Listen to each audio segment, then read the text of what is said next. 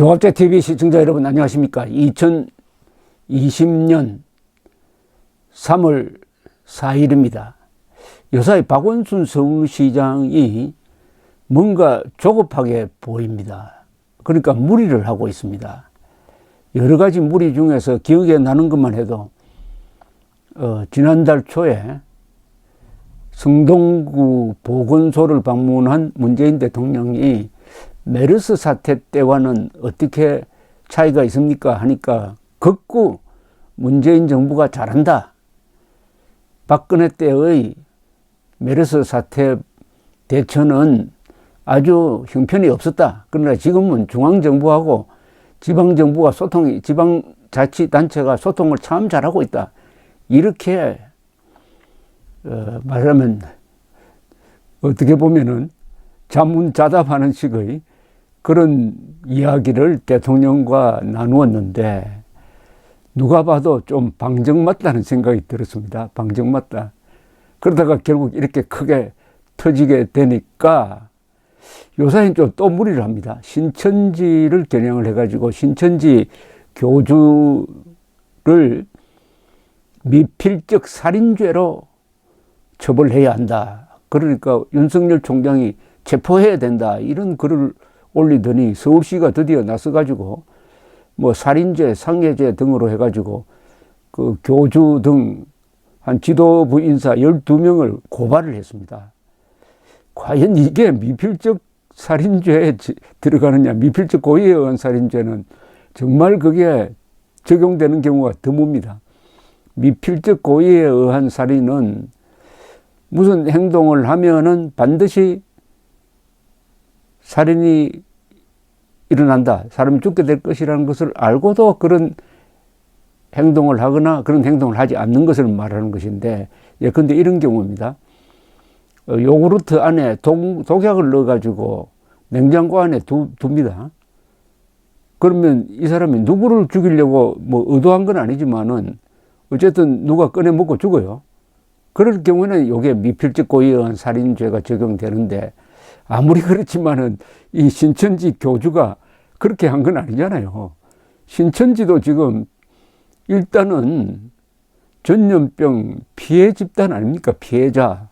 방역을 해야 될 의무는 세금을 받아서 쓰고 있는 정부 아닙니까? 그런데 신천지 사람들이 다른 사람들을 감염시킨 것도 있지만 일단은 감염된 부분은 정부가 책임져야 되는데, 박원순 씨가 그 사람들을 미필적 고의에 의한 살인죄로 고발하고 한다. 야, 이거 좀 너무 심한 것 아니냐 하는 생각이 들었는데, 한 걸음 더 나가서 이제 법인 허가를 취소를 해야 된다. 그럼 법인 허가 잘못됐다는 이야기죠. 그런데 오늘 이준석 미래통합당 최고위원이 딱 걸고 들어왔습니다. 그 법인 허가 누가 해줬느냐. 오세훈 시장 때는 법인 허가를 안 해줬는데 박원순 서울시장이 취임하자마자 허가해 준 것 아니냐. 그 비슷한 시기에 김문수 경기도지사도 안 해준 걸 가지고 왜 박원순 씨가 해줬느냐. 그것부터 밝히자. 이렇게 나왔습니다. 박원순 서울시장의 코멘트는 아직 나오지 않았어요. 이건 아주 결정적으로 걸린 것 같은 느낌이 듭니다. 무슨 이준석 미래통합당 최고위원이 이 페이스북에 쓴 글을 좀 소개를 해드리겠습니다. 박원순 시장이 뒤늦게 신천지 사단법인을 등록 취소하겠다고 나섰다. 언뜻 보면은 박 시장이 고심 끝에 큰 판단을 내린 것처럼 포장되어 있다. 그런데 이 말은 뭐냐 하면은 어제 오전 서울시는 신천지 사단법인이 공약을 해치는 행위를 하고 있다면서 청문 절차를 거쳐서 법인 등록을 취소하겠다고 발표를 한 데 대해서 이준석 씨가 치고 들어온 겁니다. 이 최고위원은 사실관계를 확인해 보면은 신천지는 2011년 11월 30일 서울시에서 사단법인 설립 허가를 받았다. 박 시장은 2011년 10월 26일에 보궐선거를 통해 시장이 되었다. 오세훈 전 시장 시절까지 등록이 저지된 신천지 사단법인이 박원순 시장 취임 한 달 뒤 등록된 것이다. 비슷한 시기에 김문수 전 지사가 관장하던 경기도에서도 신천지 사단법인은 설립 허가를 받지 못하였다. 동시에 2012년 4월 법인 대표자가 이만희 총회장으로 변경되고 그해 7월 법인 이름이 새하늘 새땅 정거 장막 선전 예수교 선교회로 바뀌면서 신천지 사단법인의 색채가 강화되었다. 박 시장은 왜 2011년 취임 한 달 후 이 같은 일을 그러니까 허가를 왜 내주었는지 밝히고 신천지 법인 등록을 취소하라. 허가해 줄 때는 언제고 이제 슬그머니 취소를 하느냐. 이렇게 따져 물었습니다. 상당히 이거 중요한 대목을 짚어낸 겁니다. 기자로 말하면 이거 특종한 겁니다. 특종.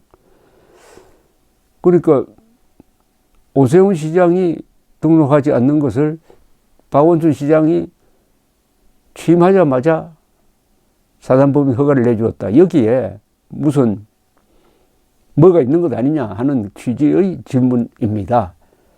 그래놓고 거기에 대해서는 소명도 하지 않고 사단법인 설립을 취소하겠다고 한다면은 이것은 말이 되지 않는다. 왜 내어줬는지부터 밝혀라.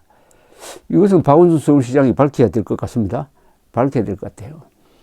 또 한 분, 이 기자 출신 이동복 선생이 조갑제 닷컴에 쓴 글을 제가 소개를 해드리겠습니다. 서울시장이 이만희 신천지교 총회장 및 12개 집화장들을 미필적 고의에 의한 살인죄와 상해죄 및 감염병 예방관리에 관한 법률 위반 혐의로 서울중앙지검에 고발했다는 소식을 듣고 시원함을 느끼는 사람들이 있을지는 몰라도 보다 많은 사람들의 입장에서는 박원순 시장이 자기 손의 도끼로 자기 발등을 찍는 것이 아닌가 하는 느낌을 느끼지 않을 수 없다. 박원순 시장의 서울시는 이어서 신천지 교회에 대한 사단법인 설립 허가를 전격적으로 취소하겠다고 발표하고 있다. 우린 최근의 코로나19 전염 상황과 관련하여 신천지교 측의 그동안의 행동에 변명의 여지가 없다는 데 이견이 없다. 그러나 이에 대한 서울시의 행동에 관해서는 몇 가지 시비를 가릴 문제가 있다. 우선 신천지교에 대해서는 박원순 씨가 서울시장에 당선된 2011년 10월 26일로부터 불과 한 달 뒤인 11월 30일자로 그의 서울시가 영원한 복음 예수선교회라는 이름으로 사단법인 설립 허가를 내주었다는 것이 기록에서 드러나고 있다. 그렇다면 설립 허가권자인 서울시에게는 이 단체가 과연 설립 허가 기준을 지켰는지 여부를 감독할 책임이 있는 것이 엄연한 사실이다. 그렇게 본다면 서울시가 신천지 교회에 걸고 있는 미필적 고의에 의한 살인죄와 상해죄는 원천적으로 허가자인 서울시에도 물어야 하는 것 아니냐 싶다. 그 맞는 것 같은데요. 미필적 고의에 의한 살인을 저지르는 집단에 왜 법인 허가를 내주었느냐. 그러면 그 살인에 대해서 만약 거기 살인죄가 성립된다면은 서울시도 책임의 일부를 담당해야 되는 것 아니냐 하는 아주 논리적인 지적입니다. 사단법인 허가권자인 서울시가 신천지교에 대한 허가를 취소하는 것은 형식적으로는 서울시의 권한인 것처럼 보이지만 그러나 따지고 든다면 신천지교가 당시의 허가 조건을 위반하면서 문제의 살인죄와 상해죄를 포함하여 서울시가 문제 삼는 여러 가지 위법 행위를 자행하는 과정에서 감독관청인 서울시가 이 같은 불법 행위를 적시에 적발하여 방지하고 시정하지 못한 치명적 과실에 대한 법적 행정적 책임에 대해서는 누가 어떻게 책임질 것인지에 대해서도 서울시의 입장이 있어야 하는 것이 아닌가 싶다. 아주 제대로 걸려들었다는 느낌이 듭니다. 그러나 곧 박원순 씨의 무슨 해명이 있겠죠. 그 해명을 들어보면은 더 전체적인 모습을 알 수 있겠습니다. 지금으로서는 이준석, 이동복 두 분의 이 지적이 매우 설득력이 있습니다. 이동복 선생은 끝에 이렇게 덧붙였어요. 정치권 특히 야당인 미래통합당에서는 당연히 지금 회기 중에 있는 임시국회에서 이 문제를 다루어야 한다고 생각된다. 거기서 한 걸음 더 나가야 할 일이 있다. 과거 세월호 사건 때는 박근혜 대통령의 7시간의 동선이 빌미가 되어 탄핵 소동의 요인이 되기도 했었다. 그렇다면 이번의 우한 폐렴 파동에 대해서도 그때와 동일한 잣대를 가지고 문재인 대통령이 책임져야 할 문제들에 대하여 정치적, 법적 차원에서 공론의 검토가 이루어져야 하느냐 하는 것이다. 드디어 박원순, 문재인 두 사람에 대해서도 당신들이 박근혜 대통령을 단죄했던 식의 기준으로 단죄를 한번 받아보라. 이게 공평하지 않느냐. 막 이런 이야기입니다. 특히 문재인 당시 야당 대표가 슈퍼 무슨 전달자인 것, 정부가 메르스 슈퍼 전달자다. 슈퍼 전염 확산자다. 그런 뜻이죠. 라고 했던 그 말이 다시 이제 고스란히 문재인 대통령에게 돌려주면서 문재인 대통령이 슈퍼 전염자 아니냐 하는 이야기까지 나오고 있습니다. 하여튼 박원순 씨의 어떤 해명이 나올지 궁금해집니다. 감사합니다.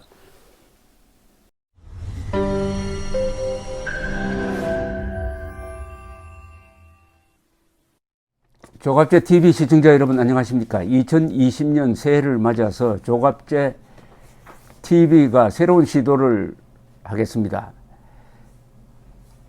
구글에서 제공하는 유튜브 채널 멤버십 제도입니다. 쉽게 말하면 조갑제 TV 회원 제도입니다. 에 대해서 설명을 드리겠습니다.